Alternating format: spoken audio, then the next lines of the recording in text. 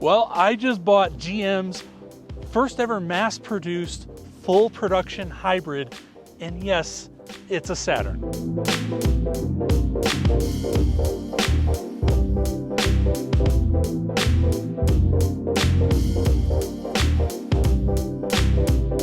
Let's go ahead and talk about what powers this guy. And first and foremost, you do have this 2.4 liter Ecotec motor, which puts out about 170 horsepower. So that gas engine is mated to this large electric motor, which is actually connected to the engine via a drive accessory belt on the crankshaft. Now, this electric motor allows this engine to basically shut off whenever you come to a complete stop. And then it helps it fire back up again once you decide you do want to get moving. But it's not just a start-stop system, because this also helps propel the vehicle during initial launch, and when you do heavy acceleration, this provides additional power. So let's talk about the Saturn Vue in general here. The Saturn Vue launched in 2002, and in the first generation was made until 2007. This was kind of GM's entry-level SUV. It was meant to just be like an affordable, compact SUV or crossover for everybody. And it actually sold pretty well. In fact, at the time, it was Saturn's best-selling vehicle.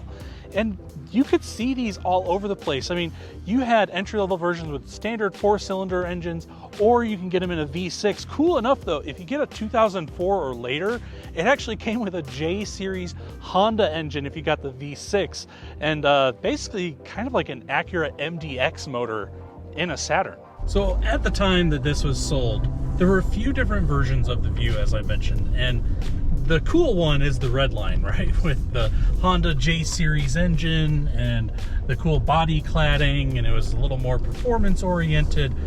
This one is not the cool version. This is called the green line, because they wanted to emphasize that they were trying to go green by building a hybrid vehicle. And in turn, they actually ended up making something that I think was pretty compelling. So when this came out, it was rated at 32 mpgs on the highway, and that was the best or most fuel efficient SUV on the market in 2007.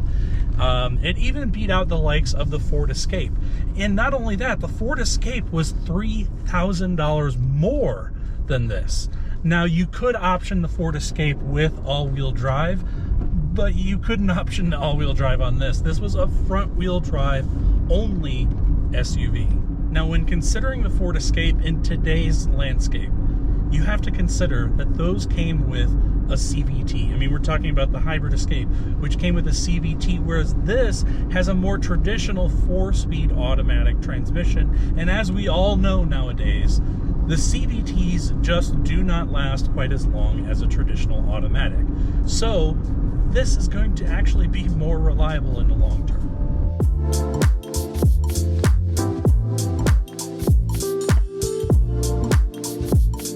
So let's talk a little bit about the history of the hybrid. Now, believe it or not, the first hybrid that came out was not the Prius. That was the Honda Insight, which came out in 1999. The Prius came out in 2000. And some of you that really know GM's history may be thinking, well, wasn't GM's first production hybrid the Silverado? And well, you would be correct, because in 2004, they did put a hybrid powertrain in the Silverado, but that was a mild hybrid that really only helped the engine crank and then power some accessories. This was really their first hybrid that actually powered and propelled the vehicle down the road. So the styling on the Saturn Vue, well, let's be real, it isn't particularly interesting, although I will say, compared to some other of the SUVs at the time, I do think it's aged fairly well. It does have a fairly boxy look, and I kind of like that this is one of the old Saturns that still had the plastic door panels. I still remember going to the dealerships back in the day, and they would literally have a plastic door panel on the ground and encourage you to jump up and down on it just to show that it doesn't dent. But in all reality, these vehicles weren't really designed to be something stylish going down the road. They were designed to be super practical, which this has loads of. Now, the practicality, I like to start in the back end because you have lots of storage space back here, and you have the ability to fold down your rear seats to create even more storage. Now, even though this does have underneath here the 36-volt nickel metal hydride battery pack, you still have a flat load floor with cubbies in the back, and this little nifty feature where if you pull it out, you can actually create a nice little, I don't know what you would call it, like a little basket to hold your groceries so they don't go sliding around while you're driving. Now the interior is laid out in an interesting way where everything is kind of centrally located, including all 4 of the window switches, your heated seats, and the power mirrors, which actually makes it kind of easy and convenient to get to everything. But yeah, this interior, it is very cheap, it is very plasticky. You can tell the GM cost cutting of the age. But I do kind of like this rolling door here you have for the 2 cup holders for the front, and then it looks like a nice place to put your cell phone, but well, you can tell this thing's from 2007 because modern cell phones are just too big to fit into any of that. But you do have a little bit of storage here behind there, and you do get 2 fold down armrests, but let's be real, they are pretty darn cheap and pretty darn crappy. Now the back seat isn't particularly spacious. I've got the seat sitting where I would if I was driving it, and yeah, I'm a little bit cramped in here. What I will say though is this one has, well, some kind of heavily used headphones in the back for your rear seat entertainment, which I think is pretty nifty for a Saturn. And then you don't have any center armrest or any center cup holders in there, but they do pop out here from the lower part. This one, I think one of the bottom parts is broken, so it'll just rest your cup on the floor.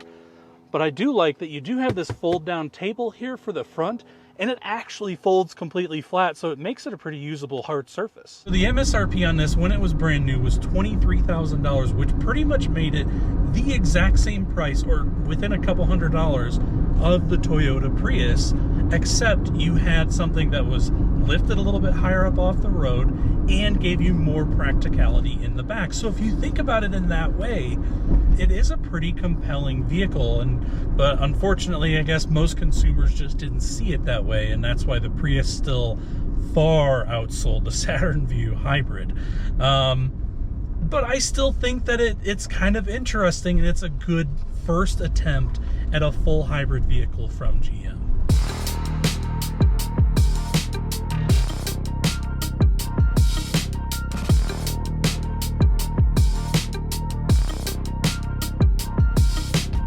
So I don't really think I can say that this has any sort of collectible value to it, or any sort of enthusiastic following behind it, but this is kind of an interesting piece of history. This being a 2007 means that it was the last year of this body style, the last year with the plastic door panels, but it was the first year of the hybrid powertrain. So it is kind of a 1-year only model. And they're pretty darn cheap. I bought this, granted before auction fees and whatnot, for about $1,200. And it actually runs and drives great with very little issues for that price. And realistically, out on the market, I think you could find these all day for about $3,000 or less. So it does make a good little runabout vehicle that you can drive around and keep your otherwise enthusiast-focused vehicles pristine and nice in the garage. But I would like to know what you guys think in the comments section below. Is the Saturn Vue a vehicle that is destined for collector status? Or is it just some other hybrid out on the road? Well, either way, thank you so much for watching. This has been Brendan, Cole behind the camera. Take care, guys.